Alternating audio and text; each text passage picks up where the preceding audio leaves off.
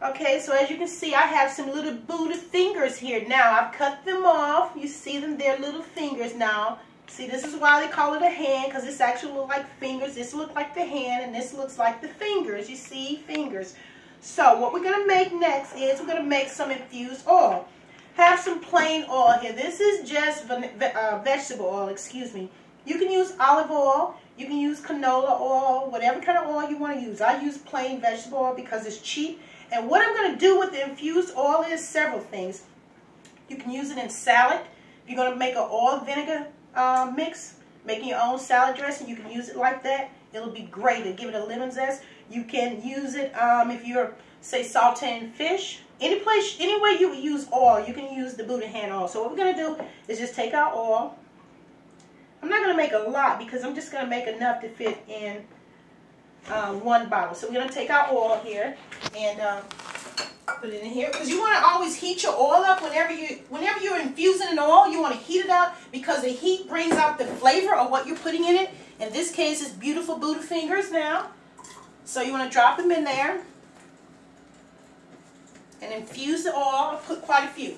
Now I'm just using the Buddah Hand, but if you want to add other things, I have some peppers here. I could add these peppers in here, and it will be a lemon pepper oil. This is a very, very hot pepper, so I don't think I'm going to do it this time. These are Thai peppers that I grew in my backyard in the garden too. So I know how hot they are. You may not, but I'm not going to add these this time. I'm going to save this for a different thing. But you could add rosemary, you could add garlic, you could add anything you want to the oil. Now I have the oil here. It was already kind of hot, so it's pretty warm. You don't have to just boil it, cook it for a long time. You're basically infusing it.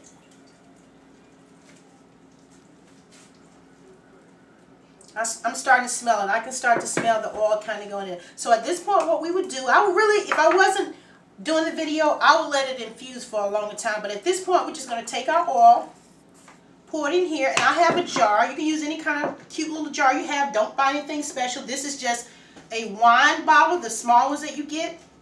And I'm going to just pour it in here, and then I'm going to add some Buddah Hand to it. And that's all you do. And there you have it, the oil. Now, I would let this sit and infuse a while, as I do with the vodka. Not as long, I don't think you have to do. I'm kind of shaky-handed here today. So I'm going to take some of this that fits in here, drop it in, kind of push it in there. There you have it. And you want to get this filled up.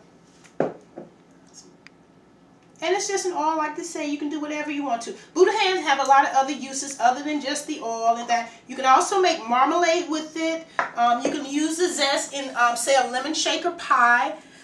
Even if you wanted to make an oil for your body, you could take some oil and infuse it like this. And say if you was using olive oil, take your olive oil, put it in there, rub it on. When you put it on you, it's going to smell great. I can smell it on my hands now.